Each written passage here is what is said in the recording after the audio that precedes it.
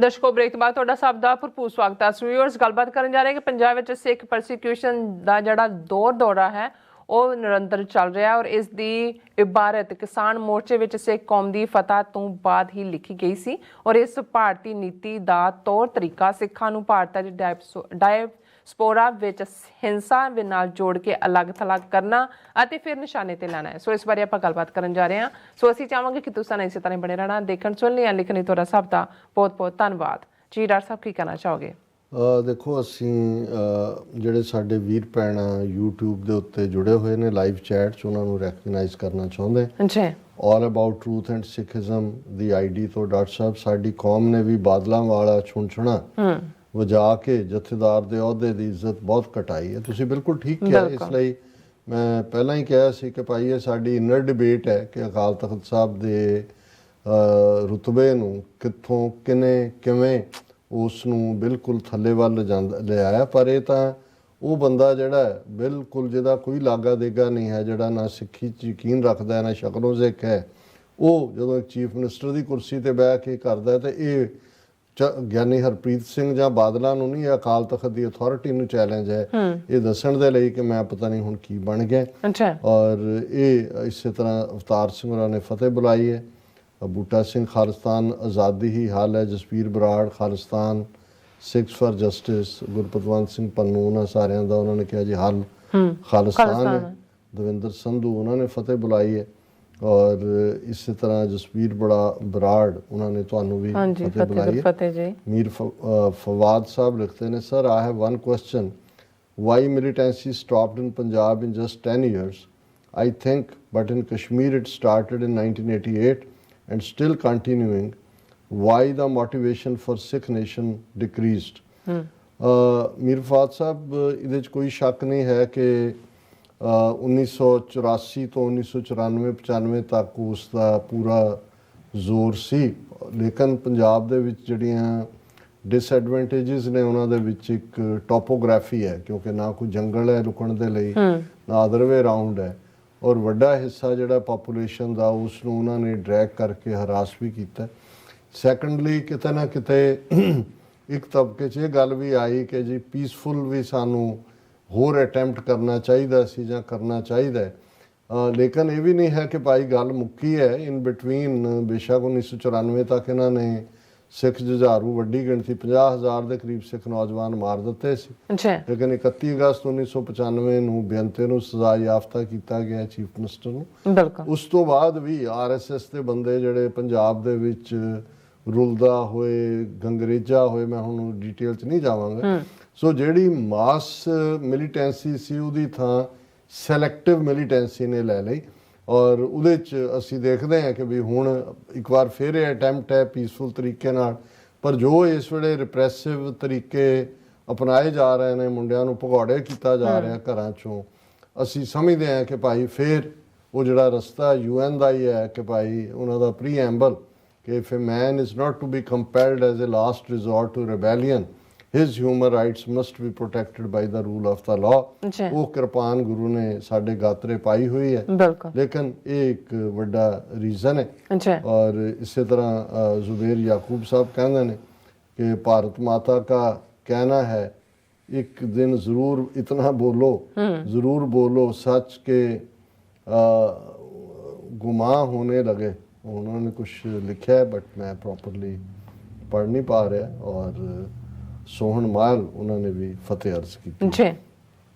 गल एजेंडा की है हुण, जिवें डॉक्टर धर्मवीर गांधी ने अपने ट्वीट दे विच कहा कि भी ये इन्होंने 2024 तक एक पासे उन्होंने खालिस्तान का हुआ खड़ा करके हिंदुओं ਦੀਆਂ ਵੋਟਾਂ ਲੈਣੀਆਂ ਨੇ, ਦੂਸਰੇ ਪਾਸੇ ਇਸੇ ਹੀ ਹਊਏ ਦੇ ਨਾਲ ਸਿੱਖਾਂ ਨੂੰ ਕੁੱਟ ਚਾੜਨੀ ਹੈ। ਔਰ ਉਹ ਕੁੱਟ ਚਾੜਨ ਦਾ ਸਿਲਸਿਲਾ ਆਲਰੇਡੀ ਚੱਲ ਰਿਹਾ ਔਰ ਗ੍ਰਿਫਤਾਰੀਆਂ ਔਰ ਤੁਸੀਂ ਡਬਰੂਗੜ੍ਹ ਭੇਜ ਦਿਓ। ਉਹਨਾਂ ਨੇ ਕਿਹਾ ਜੇ 2024 ਤੱਕ ਪਹੁੰਚਦੇ ਆ ਇਸ 'ਚੋਂ ਉਹਨਾਂ ਨੇ ਬਾਕੀ ਮੁਲਕ ਵਾਸੀਆਂ ਨੂੰ ਉੱਲੂ ਬਣਾ ਕੇ ਜਾਂ ਇਹ ਡਰ ਦੇ ਕੇ ਖੌਫ ਦੇ ਕੇ ਕਿ ਸਿੱਖਾਂ ਨੇ ਤੋੜ ਦੇਣਾ ਮੁਲਕ, ਉਹਨਾਂ ਨੇ ਵੋਟਾਂ ਲੈਣੀਆਂ ਨੇ। ਔਰ ਇਹ ਇਨਫੈਕਟ ਜਿਹੜਾ 23 ਫਰਵਰੀ 2023 ਨੂੰ ਜਿਹੜੀਆਂ ਪੰਥਕ ਜਥੇਬੰਦੀਆਂ ਗੋਸ਼ਟੀ ਪ੍ਰੋਗਰਾਮ ਭਾਈ ਦਲਜੀਤ ਸਿੰਘ ਖਾਲਸਾ ਔਰ ਉਹਨਾਂ ਦੀ ਟੀਮ ਵੱਲੋਂ ਬਾਕੀਆਂ ਦੇ ਨਾਲ ਮਿਲ ਕੇ ਉਹਨਾਂ ਨੇ 23 ਫਰਵਰੀ 2023 ਨੂੰ ਇਹ ਨੁਕਤੇ ਦਿੱਤੇ ਸੀ। ਉਹਨਾਂ ਨੇ ਕਿਹਾ ਵੀ ਚੱਲ ਕੀ ਰਿਹਾ, ਹੋਣ ਕੀ ਜਾ ਰਿਹਾ। Situation is so grim that it is foreseeable result will be isolation and targeting of Sikhs by Delhi ਦਰਬਾਰ, ਕਿ ਜਿਸ ਪਾਸੇ ਨੂੰ ਸਥਿਤੀ ਨੂੰ ਧੱਕਿਆ ਜਾ ਰਿਹਾ ਹੈ, ਇਹ ਨਜ਼ਰ ਆ ਰਿਹਾ ਹੈ ਕਿ ਅਲਟੀਮੇਟਲੀ ਸਿੱਖਾਂ ਨੂੰ ਅਲੱਗ ਥਲੱਗ ਕੀਤਾ ਜਾਏਗਾ ਔਰ ਫਿਰ ਜਿਹੜਾ ਉਹ ਨਿਸ਼ਾਨਾ ਬਣਾਇਆ ਜਾਏਗਾ। ਔਰ ਇਹ 26 ਫਰਵਰੀ 2023 ਨੂੰ ਜਿਹੜਾ ਉਹ ਉਹਨਾਂ ਨੇ ਸਾਰੇ ਨੂੰ ਰਿਲੀਜ਼ ਕੀਤਾ ਸੀ ਜੀ। ਔਰ ਉਹਨਾਂ ਨੇ ਕਿਹਾ ਵੀ ਜੋ ਵੀ ਪਹਿਲਾਂ ਵਾਪਰਿਆ ਹੁਣ ਉਹ ਪੰਜਾਬ ਦੇ ਵਿੱਚ ਨਜ਼ਰ ਆ ਰਿਹਾ, ਜਿਹੜਾ ਹੌਲੀ ਹੌਲੀ ਕਨਸਟੈਂਟਲੀ ਬਿਲਡ ਕੀਤਾ ਗਿਆ।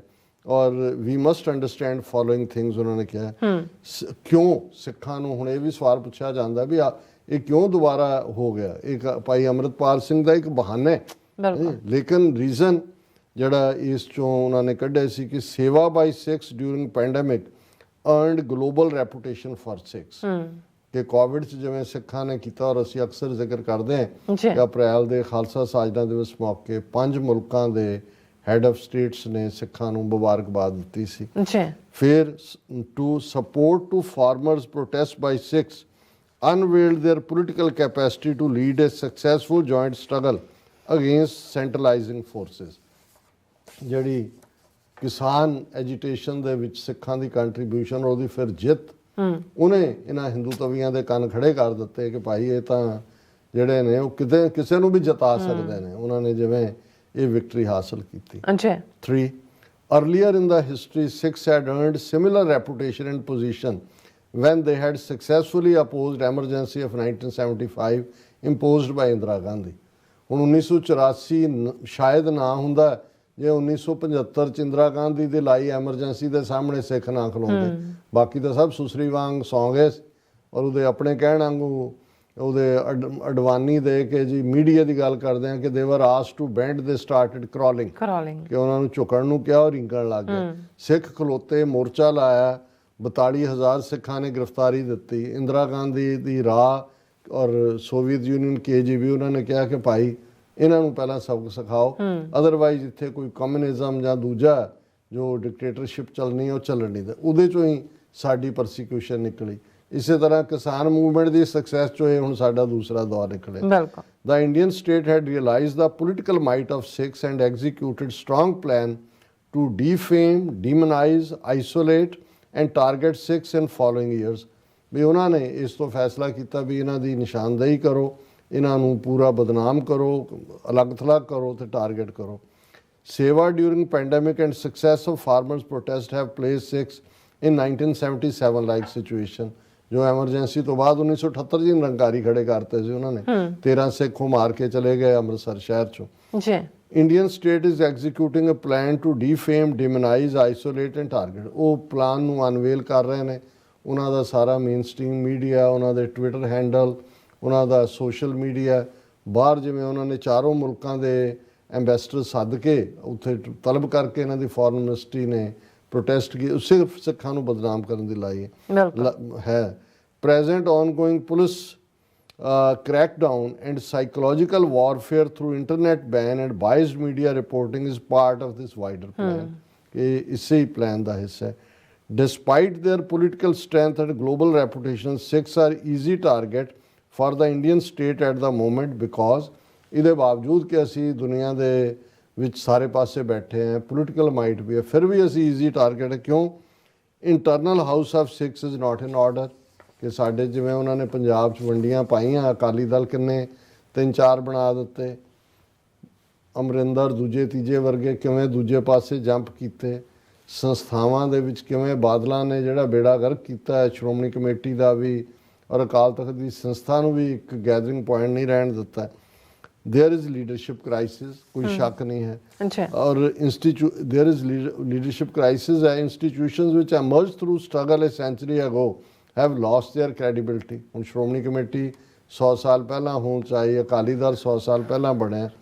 Authority of present management of Akal Takht is weak and discredited.